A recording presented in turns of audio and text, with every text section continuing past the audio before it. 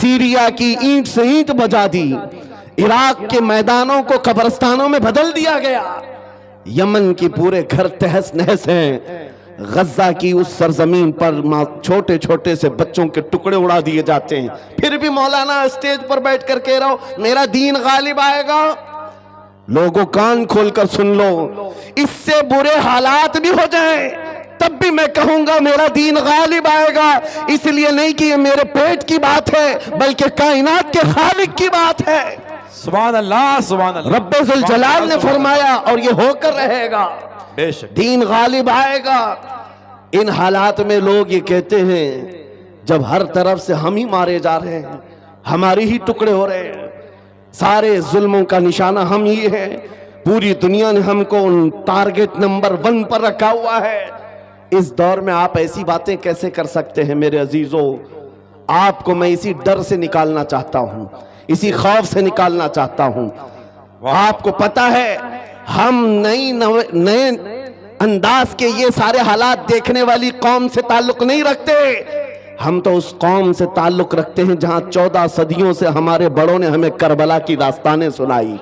क्या बात है, क्या बात है। हर जमाने में उलमा ने, हमारे माँ बाप ने करबला हमें सुनाया है। करबला सिर्फ मातम करने के लिए नहीं सुनाया जाता, सीना ठोक करके, सीना पीट करके रोने धोने के लिए नहीं सुनाया जाता।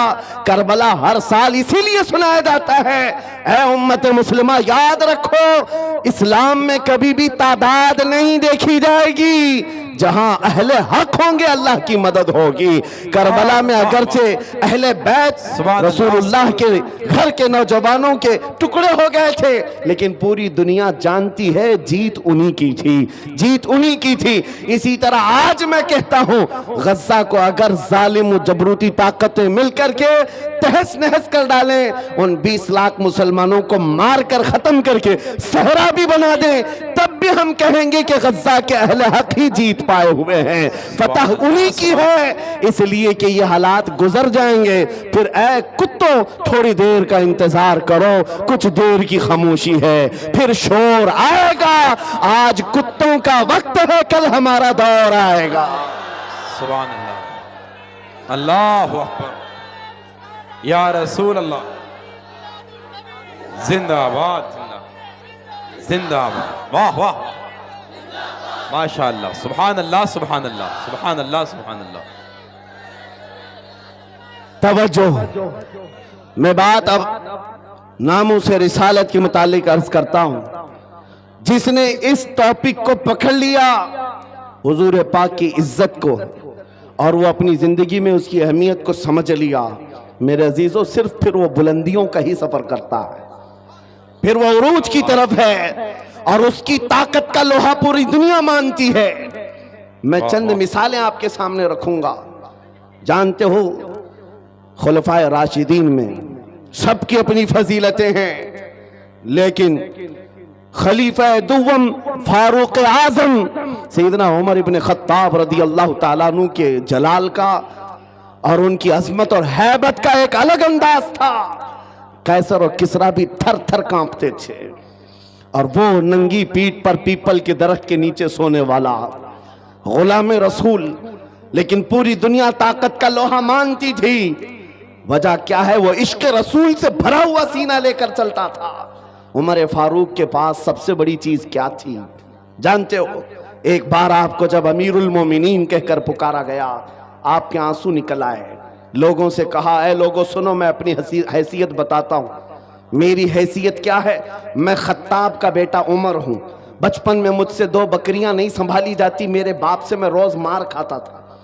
मैं बकरियों को संभाल नहीं पाता, मेरे बाप मुझे रोज मारते थे। खत्ताब का बेटा वो उमर हूं, लेकिन आज इस दौर में 36 लाख स्क्वायर किलोमीटर पर तन्हा उमर की निगरानी है। मिस्र भी, फिलिस्तीन भी, इराक भी, शाम भी, यमन भी, अरब का ये हिजाज और नज्द का इलाका पूरा एक उमर इब्न खत्ताब की निगरानी में चल रहा था, जो इस दौर के तकरीबन 36 लाख स्क्वायर किलोमीटर की बात होती है। तन्हा निगरानी चल रही है, लेकिन उस उमर इब्न खत्ताब ने यह नहीं कहा ये मैंने अपने ताकत के बलबूते तुम पर हुक्मरानी कायम की है, मैं अपने अदल के बलबूते तुम पर इस हुक्मरानी का तख्त बिछाया है। नहीं, लोगों से कहा क्या लोगों, ये जो आज मुझे हैसियत मिली है इसलिए नहीं कि खत्ताब का बेटा उमर हूं, इसलिए कि मोहम्मद अरबी का गुलाम उमर हूं। सुभान अल्लाह, सुभान अल्लाह। अपनी निस्बत सुभान जब अल्लाह। हुजूर से मजबूत करें, दुनिया उसकी ताकत का लोहा मानती है। नामूस रिसालत की हिफाजत पर जो आए हैं मैदान में, अल्लाह करीम ने उनके बाजुओं को ताकत बख्शी है और कुफ्फार और मुशरिकीन के सीनों में उनका रौब डाल देता है। ये तारीख की सच्चाइयां बताती हैं। आपको पता है सैयदना उमर फारूक रदी अल्लाह तआला अन्हु का ये अजीम खिलाफत का जमाना, उनके मुतालिक जो लिखा गया आज भी मौजूद है। सैकड़ों मील दूर रहने वाले कुफ्फार और मुशरिकीन की फौजें सिर्फ उनके नाम से कांपती थीं, डरती थीं।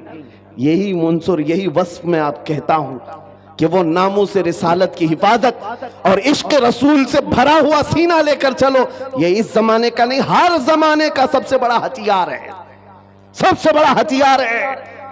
लोग आज ये कहते हैं, बाज लोग जो मेरे साथ हर जलसे में इन्वेस्टिगेशन करते भी रहते हैं, हर जगह चलते रहते हैं, कई मर्तबा हमारे इलाके में भी आए और वो बार बार हमसे ये इन्वेस्टिगेशन करते, आप चाहते क्या हिंदुस्तान में, जहां जा रहे हो ये पूरे मजमे को जमा कर रहे हो और जज्बे में और इनको जोश दिलाकर खड़ा कर रहे हो, क्या चाहते हो?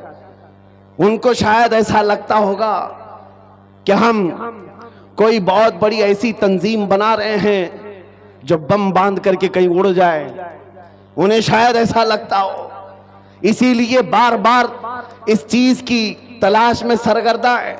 मैं खुल करके बयान करता हूं मेरे अजीजों, खुल करके। अभी हम अपने मुंबई में एक मरकज बना रहे थे, तो साहब वहां तक पहुंची बातें, कुछ लोग कहने लगे ये कुछ सुरंग बना रहे हैं जिसमें जिहाद सिखाने वाले हैं। छोटा सा एक नामों से रिसालत के तहफ्फुज की खातिर एक मरकज बनाने की बात की तो ऐसी बातें फैलाए। याद रखो, हम सुरंग में नहीं सिखाते, खुले मैदान में सिखाएंगे।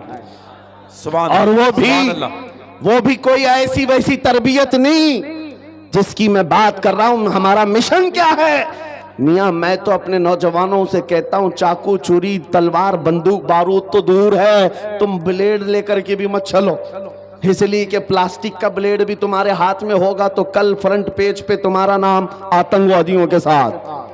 ये तो आज का मिजाज है।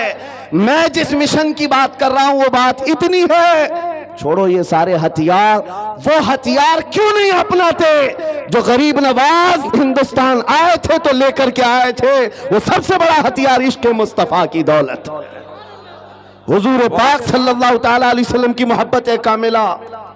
मैं जानता हूं जब अपना नौजवान इस दौलत से भरपूर और सरशार हो जाए तो इसका चलना फिरना देखकर ही कई कीड़ों को मौत आ जाए, यूं ही मौत आ जाए। आपको कुछ करने की जरूरत नहीं, तन्हा आप हुजूर पाक के इश्क में चलते फिरते एक शक्ल तो बन जाओ, कम से कम इसकी बुनियाद तो रखो कि दुनिया तुम्हें पहचानने के लिए तुम्हारा नाम ना पूछे। कभी कंफ्यूजन इतना बढ़ जाता है कि तुम्हारे नाम से नहीं पता चलता तुम कौन से दीन के हो, तो दुनिया फिर तुम्हारे बाप का नाम पूछती है। बाप के नाम पर भी कंफ्यूजन आ जाता है तो दादा का नाम पूछती है, पता नहीं चल रहा कौन से धर्म से ताल्लुक रखता है। इसका नाम राजा है, बाप का नाम बबलू है, दादा का नाम टीनू मीनू है, कहीं से कुछ समझ में नहीं आता। मेरे अजीजों, ऐसी नौबत क्यों आए? आपका नाम, आपके बाप दादा का नाम पूछ करके दुनिया यकीन करे। मैं कहता हूं हुजूर पाक की मोहब्बत में अपने आप को इतना सरशार कर लो, किसी गली से गुजर जाए दुनिया देख करके कहे मदीने की गली का गुलाम नजर आता है, ताजदार मदीना का गुलाम नजर आता है। अल्लाह अकबर, या रसूल अल्लाह, जिंदाबाद जिंदाबाद अल्लाह। और ये नामों से रिसालत की हिफाजत ये अल्लाह रब्बुल इज्जत की शान है। वो खुद अपने हबीब की इज्जत की हिफाजत करता है। आपको पता है कुरान पाक में एक दो नहीं कई आयतें हैं, जब जब कुफार ने हुजूर की तरफ उंगली उठाई थी तो जवाब पहले रब्बुल आलमीन का था। अबू लहब ने कहा था मोहम्मद तुम्हारे दोनों हाथ टूट जाएं, नाऊज़ु बिल्लाहि मिन ज़ालिक। रब ताला ने जवाब में ना आयत नाजिल फरमाई तब्बत यदा अबी लहब। मोहम्मद सल्लल्लाहु अलैहि वसल्लम के नहीं, अबू लहब के दोनों हाथ बर्बाद हो जाएं। कुरान में आयत है, ये नबी पाक की नामूस की हिफाजत नहीं है तो और क्या है, ये दिफा है, डिफेंस है जो खुद रब्बे जुल जलाल फरमा रहा है। अबू लहब ने कहा था जब मेरे आका सल्लल्लाहु अलैहि वसल्लम के बेटे हजरत इब्राहीम का इंतकाल हो गया, हुजूर के 3 बेटे थे, तीसरे बेटे का जब इंतकाल हुआ तो ये बात फैलाई गई कि मोहम्मद सल्लल्लाहु ताला अलैहि वसल्लम की नस्ल खत्म हो गई, बेटों से नस्ल चलती है, ये तीसरा बेटा भी चला गया। नबी करीम सल्लल्लाहु ताला अलैहि वसल्लम गमगीन हुए। रब तबारक व तआला ने पूरी सूरह नाजिल फरमाई इन्ना अअतैनाकल कौसर फसल्लि लिरब्बिका वन्हर इन्न शानिअका हुवल अबतर। ए महबूब, हमने आपको खैर कसीर अता फरमाया, खड़े हो अपने रब की इबादत करें, कुर्बानी करें। आप कटी हुई नस्ल के नहीं, आपका दुश्मन कटी हुई नस्ल का है। ये रब का फरमान है। अपने नबी के इज्जत के दिफा में अल्लाह रब्बुल इज्जत ने फरमाया आज ढूंढ करके निकालो अबू लहब का बच्चा कहाँ है, उसकी औलाद कहाँ है, नहीं पाओगे। लेकिन जिस वादी में भी जाओ मेरे नबी के खानदान को जरूर पाओगे। सादात की खुशबुएं हर जगह नजर आएंगी। अल्लाह करीम ने अपने नबी की इज्जत की हिफाजत का कैसा दिफा किया है। को एक मर्तबा आयतें उतरना रुक गई थी, जो वही आती थी चंद दिनों तक वही नहीं आई। मक्का के काफिरों ने यह कहना शुरू किया वद्दअ रब्बु मुहम्मदिन मुहम्मदा, मोहम्मद के खुदा ने मोहम्मद को छोड़ दिया है। यानी अब आयतें नहीं आती हैं, इसका मजाक करने लगे। नबी करीम सल्लल्लाहु ताला अलैहि वसल्लम के दिल पर यह बात गिरा गुजरी। चंद ही दिन नहीं गुजरे थे कि जिब्राइल अमीन पूरी सूरह लेकर आए।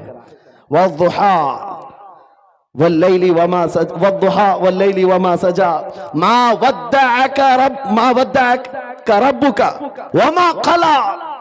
ऐ महबूब, आपको आपके रब ने न छोड़ा है न कम किया है। वलल आखिरतु खैरुल लक मिनल ऊला, बल्कि आपकी हर आने वाली घड़ी पिछली घड़ी से कई दर्जे बेहतर है। सुभान अल्लाह, सुभान अल्लाह। मेरे अजीजों, ये सब आयतें मैं वो आपके सामने कोट करके बता रहा हूं जिसमें रब्बे जुल जलाल ने शान रिसालत बयान किया। अपने नबी की तरफ उठने वाली उंगलियों को रब तबारक व तआला ने तोड़ दिया। जवाब इरशाद फरमाया आज अगर नामूस रिसालत की हिफाजत या उसका दिफा कोई करता है तो ये सुन्नत इलाहिया है, यह अल्लाह रब्बुल इज्जत के कानून और उसकी सुन्नत है।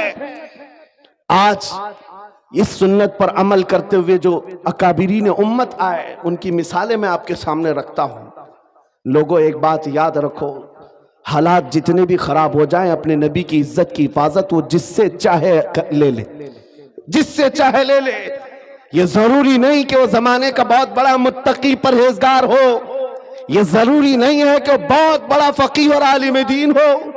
मौला करीम अपने नबी की इज्जत की हिफाजत पत्थरों से भी चाहे ले सकता है, कुत्तों से भी ले सकता है।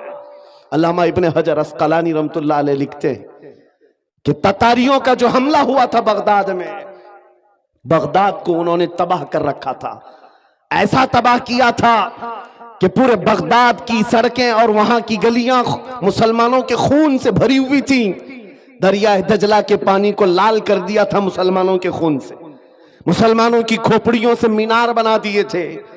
इतने कत्ल जिसका शुमार नहीं होता। जखीरा जो मुसलमानों का था बड़ी बड़ी किताबों में उसको जलाकर राख कर दिया था। एक वक्त ऐसा आया कि ततारियों का जो हाकिम था उसने कुछ उलमा को कैद करके गिरफ्तार करके अपने दरबार में मंगवाया जो मुसलमान बच्चे कच्चे थे। उन उलमा को बेड़ियां बांध करके जमीन पर औंधा लिटाया गया। आप पूछते हैं ना इन हालात में हमें क्या करना चाहिए। सुनिए मेरे अजीजों, हालात तो ऐसे हो गए थे बगदाद में कोई उनका पुरसाने हाल नहीं। आज लोग ये भी कह रहे हैं कि गज्जा के मुसलमानों का कोई पुरसाने हाल नहीं, क्या होगा क्या होगा। तवज्जो, उन उलमा को कैद करके, बेड़ियां बांध करके, जंजीरों में बादशाह अपने दरबार में औंधा लिटाया है। और इतने ही पर बस नहीं, एक जर खरीद ईसाई पादरी दरबार में लाया गया है। उसको नजराना सिर्फ इस बात का दिया जा रहा है कि वो रसूलुल्लाह की शान में गालियां दे, हुजूर की शान में गालियां दे, इन मुसलमानों के दिलों को जलाए।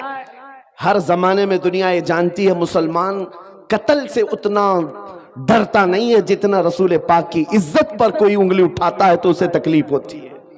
और है यह हकीकत है, हमारे बहुत सारे जुल्म सितम हम बर्दाश्त कर लेते हैं, लेकिन नबी पाक की शान में अदना तौहीन बर्दाश्त नहीं होती। उस जालिम ने एक ईसाई पादरी को दरबार में बुलाया और कहा, इनके नबी की शान में गालियां देते रहो, तुम पर पैसे लुटाए जाएंगे।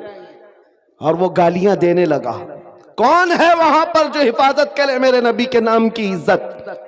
कौन है, कौन हिफाजत करेगा? जो उलमा थे वो तो जंजीरों पे कैद हैं। कौन है? अल्लाह करीम जब चाहे जैसे चाहे हिफाजत करता है।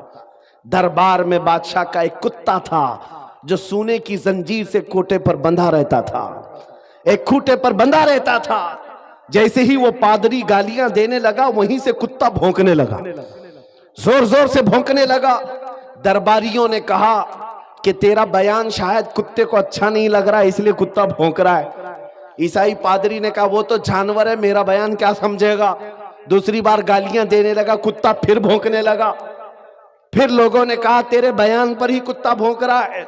उस ईसाई पादरी ने कहा, मेरे बयान पर नहीं भौंक सकता, उसे क्या खबर है। तीसरी बार जब नबी पाक की शान में हर्जा सराई शुरू किया, उस कुत्ते ने जंजीर तोड़ दिया और उछल करके ऐसे दरबार में आया, उस ईसाई पादरी के सीने पर चढ़कर उसे दम सदन में चाक करके दो टुकड़ों में बदल दिया।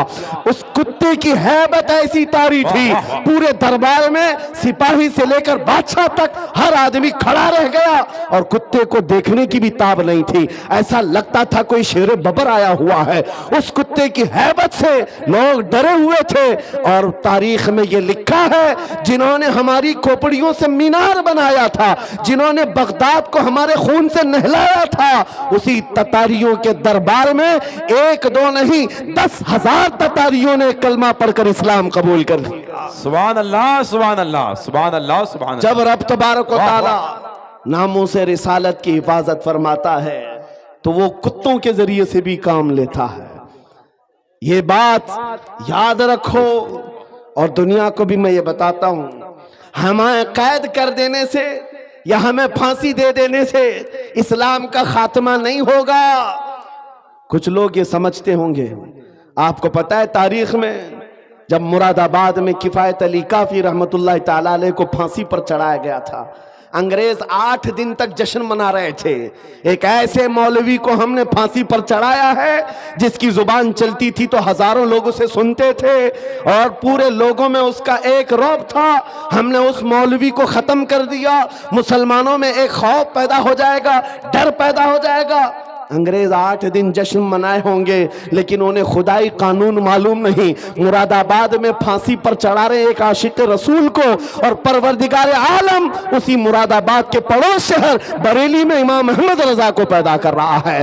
वो ऐसा आशिक रसूल पैदा किया, जब वो जवान हुआ तो सिर्फ कलम से नहीं, सिर्फ जुबान से नहीं, बल्कि पूरी तहरीक छेड़ दी। और आज हालत ये है, अंग्रेज एक आशिक रसूल को फांसी पर चढ़ाकर ये समझते थे कि इश्क रसूल का खात्मा हो गया। नहीं, मुमकिन नहीं है। बरेली की जुबान फिर चली है तो ऐसे चली, खित्ता खित्ता आज बोलता है, डाल दी कल्ब में अज़मत मुस्तफा सय्यदी आला हज़रत पे लाखों सलाम।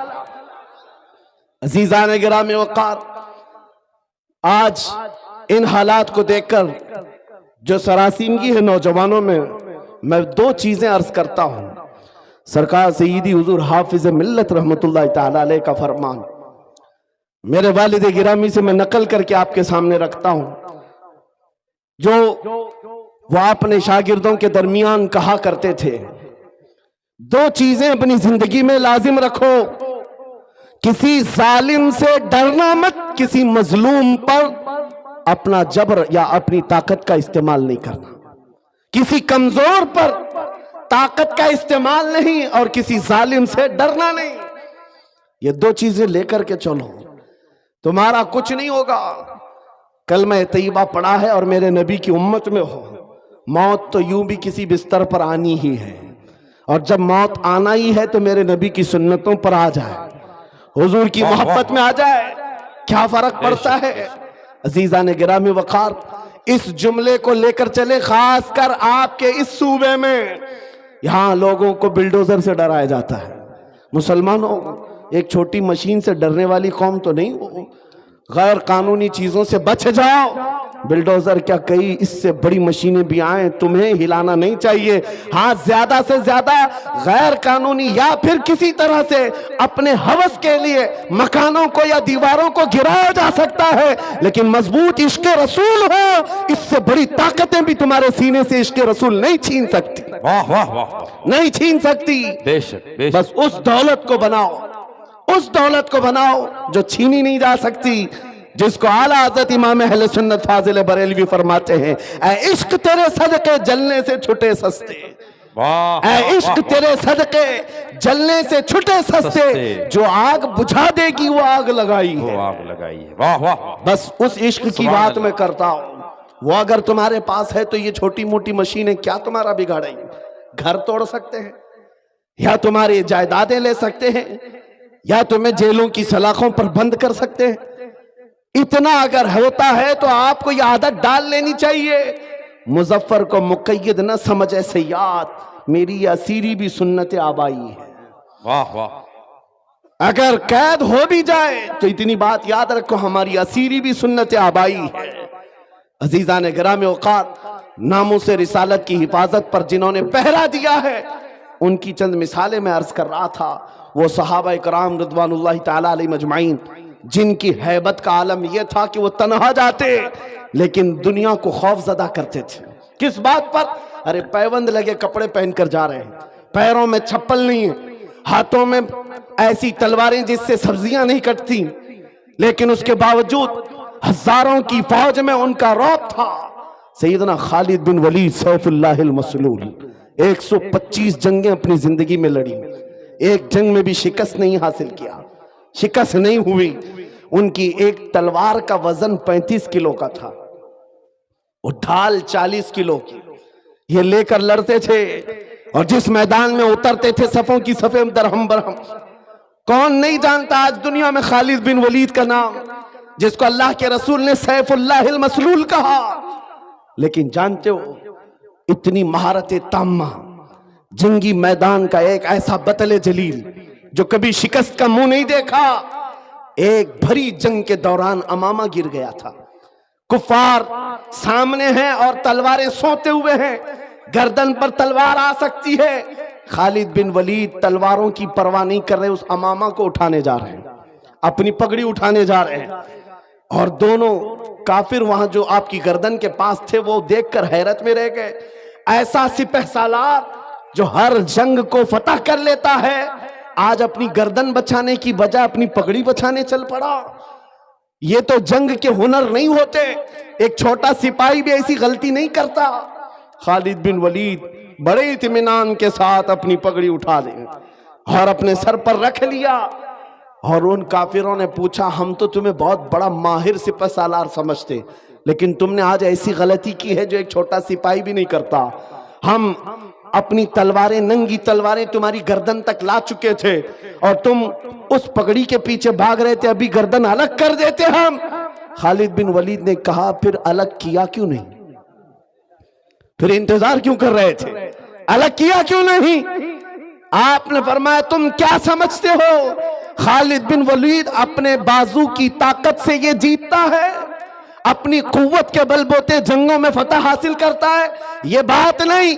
मेरी इस पगड़ी की अहमियत तुम नहीं जानते, इसमें मेरे रसूलुल्लाह के 3 मुँह मुबारका हैं। मेरा ये यकीन है इन मुँह मुबारका की बरकत से अल्लाह मुझे फतह अता करता। सुभान अल्लाह, सुभान अल्लाह, सुभान अल्लाह, सुभान अल्लाह, अल्लाहु अकबर, या रसूल अल्लाह जिंदाबाद। मेरे अजीजों, एक बात याद रखो, दुनिया में जिसने भी हैबत तारी की है वो इश्क रसूल की दौलत से ही तारी किया है। बेशक। वो खालिद बिन वलीद रज़ी अल्लाह ताला नबी करीम सल्लल्लाहु ताला अलैहि वसल्लम से कमाल दर्जे की मोहब्बत, हुजूर के आज़ाए मुबारका बाल मुबारक से इस कदर वालिहाना अकीदत, जिसकी वजह से उनका यकीन था कि मुझे जंगों में फतह मिलती है और कुफार के दिलों में हैबत तारी होती है। आपको पता है तारीख में आप झांक करके देखें बराबर भी आर नहीं है। मैं उस मिंबर पर खड़ा हूं जहां मेरा उस्ताद ही नहीं, उस्ताद का उस्ताद का उस्ताद भी बैठा हुआ है। सुभान अल्लाह। मेरे अजीजों, ये इन बुजुर्गों की खोशाचीनी की और इनके कफश बरदारी की अल्लाह तबारक व तआला ने जो इनाम के तौर में किस्मत अता की है, जो आपके सामने है। मैं चंद बातें अर्ज करना चाहूंगा। नामूस रिसालत क्या चीज है, शायद ये आज के दौर में समझ आ जाए तो मेरे अजीजों, सारे मसाइल का हल हमारा इसी बात पे है। सारे मसाइल का हल इसी बात पर है। हम बहुत सालों से तकरीर कर रहे हैं और देखते हैं जहां जाते हैं लोग हमसे यही कहते हैं, यहाँ नशा आम है, नशा पर कुछ बोल दें, यहाँ बेपर्दगी है, बेपर्दगी के मुतालिक कुछ बता दें, जिहालत बहुत ज़्यादा है, यहाँ इस पर भी बोल दें, यहाँ पर बदमाशी बहुत ज़्यादा है, लोगों के नौजवानों की अय्याशियाँ ज़्यादा हैं, इस पर बोल दें। हज़ारों मसाइल हैं हमारी उम्मत के, किन किन बातों पर गुफ्तगू की जाए और किस किस उन्वान पर खिताब किया जाए। मैंने बहुत करीब से देखा, शराब पर बोलो, नशा पर बोलो, बेपर्दगी पर बोलो, जिहालत के मुतालिक बोलो, ये इतने मसाइल हैं कि इनका शुमार मुमकिन नहीं है। हर एक मसला अपने अंदर एक बहुत बड़ी अहमियत रखता है जो उम्मत के बिगाड़ का सबब बनता है। फिर हमने वही बात करनी शुरू की जो 100 साल पहले इकबाल ने कहा था, इस उम्मत की तरक्की का राज एक ही है, इस उम्मत के तमाम मसाइल का हल एक ही है, सबब कुछ और है जिसे तू खुद समझता है, जवाल बंदे मोमिन का बेजरी से नहीं। इकबाल ने कहा था, वही बात मैं आज आपको दोहरा रहा हूं। हमारी तरक्की का राज सिर्फ एक ही है, जो इकबाल ने 10 साल यूरोप की जमीन खाक छान करके वापस आकर के अपनी कौम को बताया था।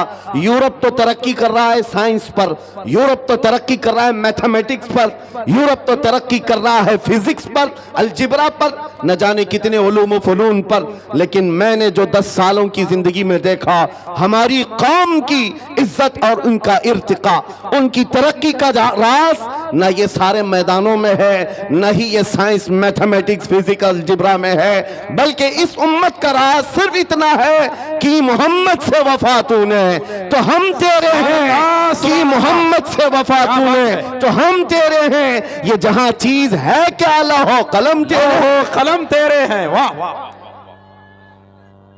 अल्लाह अकबर। पूरा मजमा जवाब दे हाथ आगे। मेरे अजीजों, यही वो उन्सुर है, यही वो राज है जिसको लेकर अकाबिर अकाबिर बने हैं। नबी करीम सल्लल्लाहु ताला अलैहि वसल्लम का कमाल दर्जे से इश्क करना हुजूर के साथ एक ऐसा उन्सुर है, ये एक ऐसा वस्फ है जो इंसान को औजे सुरैया पर पहुंचाता है।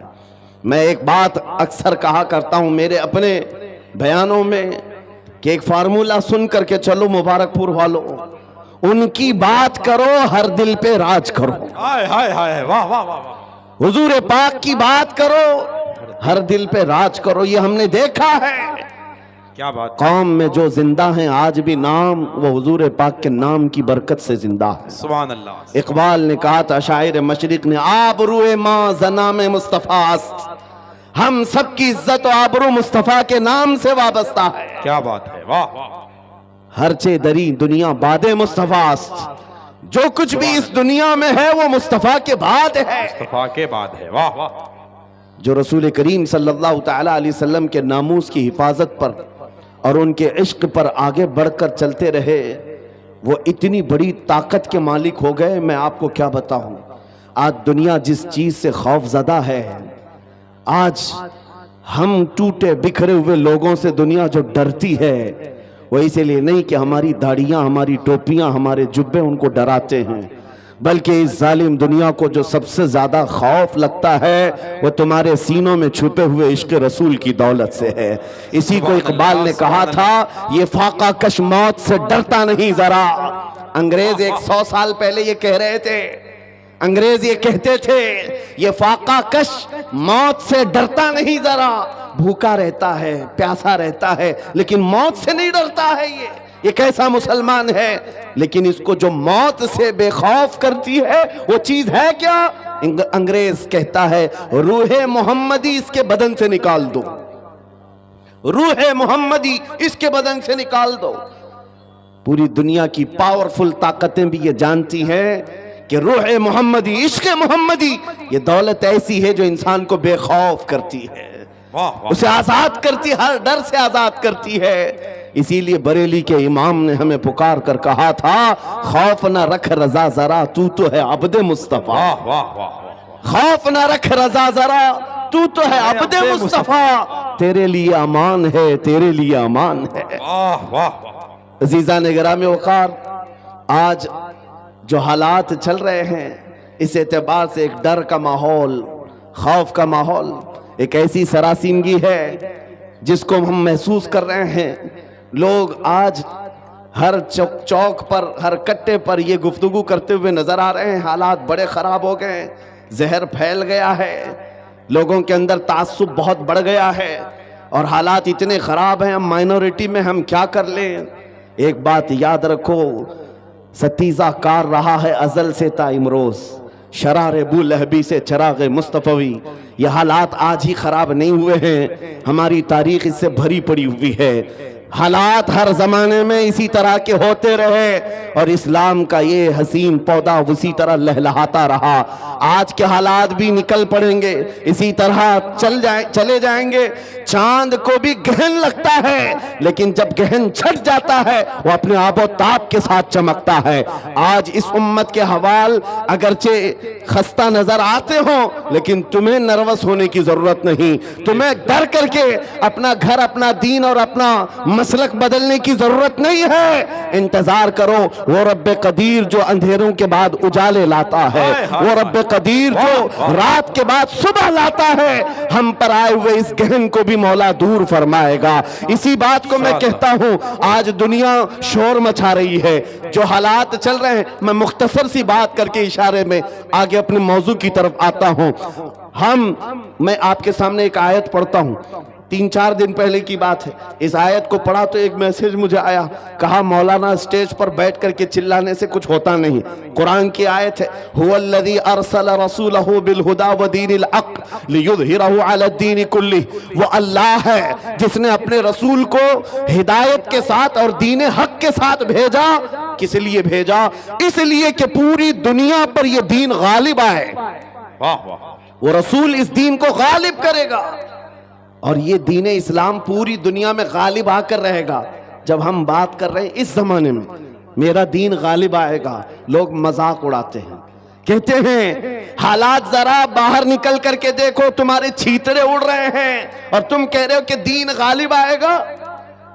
सीरिया की ईंट से ईंट बजा दी, इराक के मैदानों को कब्रिस्तानों में बदल दिया गया, यमन की पूरे घर तहस नहस हैं, गज्जा की उस सरजमीन पर छोटे छोटे से बच्चों के टुकड़े उड़ा दिए जाते हैं, फिर भी मौलाना स्टेज पर बैठ कर कह रहा हो मेरा दीन गालिब आएगा। लोगों कान खोलकर सुन लो, इससे बुरे हालात भी हो जाएं तब भी मैं कहूंगा मेरा दीन गालिब आएगा। इसलिए नहीं कि ये मेरे पेट की बात है, बल्कि कायनात के खालिक की बात है। सुभान अल्लाह, सुभान अल्लाह। रब्बे जुल जलाल ने फरमाया और ये होकर रहेगा, दीन गालिब आएगा। इन हालात में लोग ये कहते हैं जब हर तरफ से हम ही मारे जा रहे हैं, हमारी ही टुकड़े हो रहे हैं, सारे जुल्मों का निशाना हम ही है, पूरी दुनिया ने हमको टारगेट नंबर 1 पर रखा हुआ है। इस दौर में आप ऐसी बातें कैसे कर सकते हैं मेरे अजीजों? आपको मैं इसी डर से निकालना चाहता हूं, इसी खौफ से निकालना चाहता हूं। आपको पता है हम नए अंदाज के ये सारे हालात देखने वाली कौम से ताल्लुक नहीं रखते, हम तो उस कौम से ताल्लुक रखते हैं जहां 14 सदियों से हमारे बड़ों ने हमें करबला की दास्तानें सुनाई। क्या बात है, क्या बात है। हर जमाने में उलमा ने, हमारे माँ बाप ने करबला हमें सुनाया है। करबला सिर्फ मातम करने के लिए नहीं सुनाया जाता, सीना ठोक करके, सीना पीट करके रोने धोने के लिए नहीं सुनाया जाता। करबला हर साल इसीलिए सुनाया जाता है, ऐ उम्मत मुस्लिमा याद रखो, इस्लाम में कभी भी तादाद नहीं देखी जाएगी। जहां अहले हक होंगे अल्लाह की मदद होगी। करबला में अगरचे अहले बैत रसूलुल्लाह के घर के नौजवानों के टुकड़े हो गए थे, लेकिन पूरी दुनिया जानती है जीत उन्हीं की थी, जीत उन्हीं की थी। इसी तरह आज मैं कहता हूं, गज्जा को अगर जालिम जबरूती ताकतें मिलकर के तहस नहस कर डालें, उन 20 लाख मुसलमानों को मार कर खत्म करके सहरा भी बना दें, तब भी हम कहेंगे कि गज्जा के अहले हक ही जीत पाए हुए हैं, फतह उन्हीं की है। इसलिए कि ये हालात गुजर जाएंगे। फिर ऐ कुत्तों, थोड़ी देर का इंतजार करो, कुछ देर की खामोशी है, फिर शोर आएगा। आज कुत्तों का वक्त है, कल हमारा दौर आएगा। सुभान अल्लाह, अल्लाहु अकबर, या रसूल अल्लाह, जिंदाबाद जिंदाबाद जिंदाबाद, वाह वाह, माशाअल्लाह, सुभान अल्लाह सुभान अल्लाह सुभान अल्लाह सुभान अल्लाह। तवज्जो, मैं बात अब नामों से रिसालत के मुतालिक अर्ज करता हूं। जिसने इस टॉपिक को पकड़ लिया, हुजूर पाक की इज्जत को, और वो अपनी जिंदगी में उसकी अहमियत को समझ लिया, मेरे अजीजों, सिर्फ फिर वो बुलंदियों का ही सफर करता है, फिर वो उरूज की तरफ है, और उसकी ताकत का लोहा पूरी दुनिया मानती है। मैं चंद मिसालें आपके सामने रखूंगा। जानते हो, खुलफाए राशिदीन में सबकी अपनी फजीलतें हैं, लेकिन खलीफा दुव्वम फारूक आजम सैयदना उमर इब्न खत्ताब रदी अल्लाह ताला अन्हु के जलाल का और उनकी अजमत और हैबत का एक अलग अंदाज था। कैसर और किसरा भी थर थर कांपते थे, और वो नंगी पीठ पर पीपल के दरख्त के नीचे सोने वाला गुलाम रसूल, लेकिन पूरी दुनिया ताकत का लोहा मानती थी। वजह क्या है? वो इश्क रसूल से भरा हुआ सीना लेकर चलता था। उमर फारूक के पास सबसे बड़ी चीज क्या थी जानते हो? एक बार आपको जब अमीरुल मोमिनीन कहकर पुकारा गया, आपके आंसू निकल आए। लोगों से कहा, ऐ लोगों सुनो, मैं अपनी हैसियत बताता हूं। मेरी हैसियत क्या है? मैं खत्ताब का बेटा उमर हूं। बचपन में मुझसे 2 बकरियां नहीं संभाली जाती, मेरे बाप से मैं रोज मार खाता था। मैं बकरियों को संभाल नहीं पाता, मेरे बाप मुझे रोज मारते थे। खत्ताब का बेटा वो उमर हूं, लेकिन आज इस दौर में 36 लाख स्क्वायर किलोमीटर पर तन्हा उमर की निगरानी है।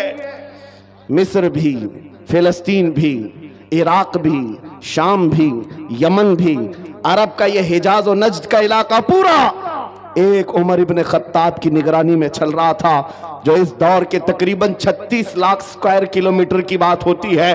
तन्हा निगरानी चल रही है, लेकिन उस उमर इब्न खत्ताब ने यह नहीं कहा, ये मैंने अपने ताकत के बलबोते तुम पर हुक्मरानी कायम की है, मैं अपने अदल के बलबोते तुम पर इस हुक्मरानी का तख्त बिछाया है। नहीं, लोगों से कहा, क्या लोगों, ये जो आज मुझे हैसियत मिली है इसलिए नहीं कि खत्ताब का बेटा उमर हूं, इसलिए कि मोहम्मद अरबी का गुलाम उमर हूं। सुभान अल्लाह, सुभान अल्लाह। अपनी निस्बत जब हुजूर से मजबूत करें, दुनिया उसकी ताकत का लोहा मानती है।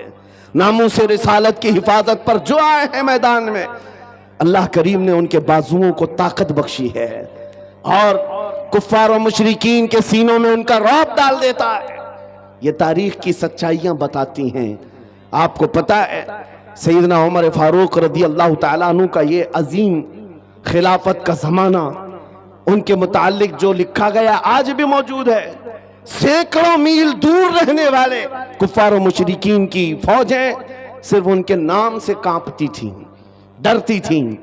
यही मुंसुर, यही वस्फ में आप कहता हूं कि वो नामों से रिसालत की हिफाजत और इश्क रसूल से भरा हुआ सीना लेकर चलो, ये इस जमाने का नहीं, हर जमाने का सबसे बड़ा हथियार है, सबसे बड़ा हथियार है।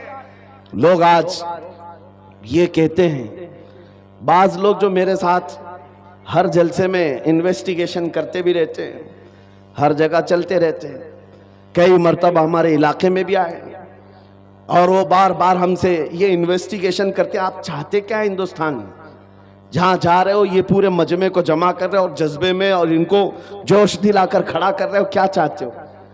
उनको शायद ऐसा लगता होगा कि हम कोई बहुत बड़ी ऐसी तंजीम बना रहे हैं जो बम बांध करके कहीं उड़ जाए, उन्हें शायद ऐसा लगता हो। इसीलिए बार बार इस चीज की तलाश में सरगर्दा है। मैं खुल करके बयान करता हूं मेरे अजीजों, खुल करके। अभी हम अपने मुंबई में एक मरकज बना रहे थे तो साहब वहां तक पहुंची बातें, कुछ लोग कहने लगे ये कुछ सुरंग बना रहे हैं जिसमें जिहाद सिखाने वाले हैं।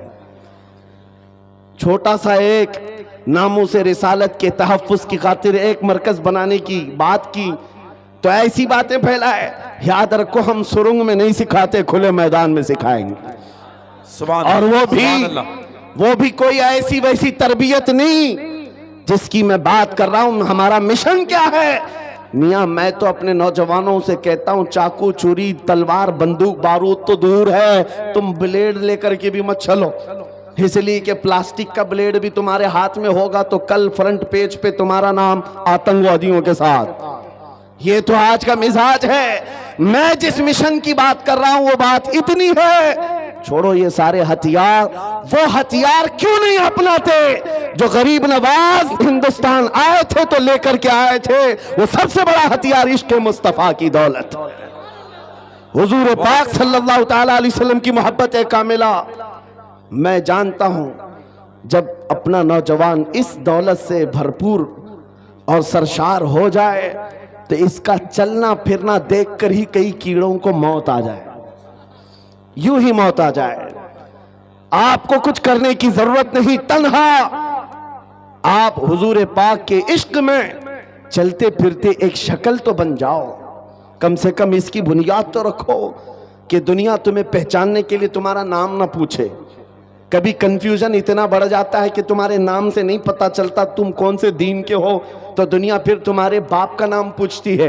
बाप के नाम पर भी कंफ्यूजन आ जाता है तो दादा का नाम पूछती है, पता नहीं चल रहा कौन से धर्म से ताल्लुक रखता है। इसका नाम राजा है, बाप का नाम बबलू है, दादा का नाम टीनू मीनू है, कहीं से कुछ समझ में नहीं आता। मेरे अजीजों, ऐसी नौबत क्यों आए?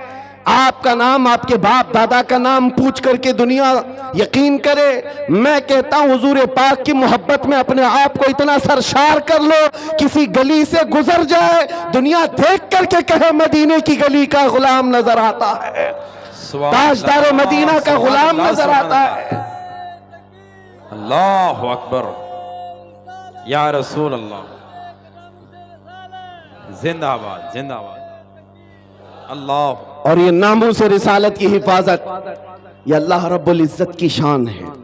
वो खुद अपने हबीब की इज्जत की हिफाजत करता है।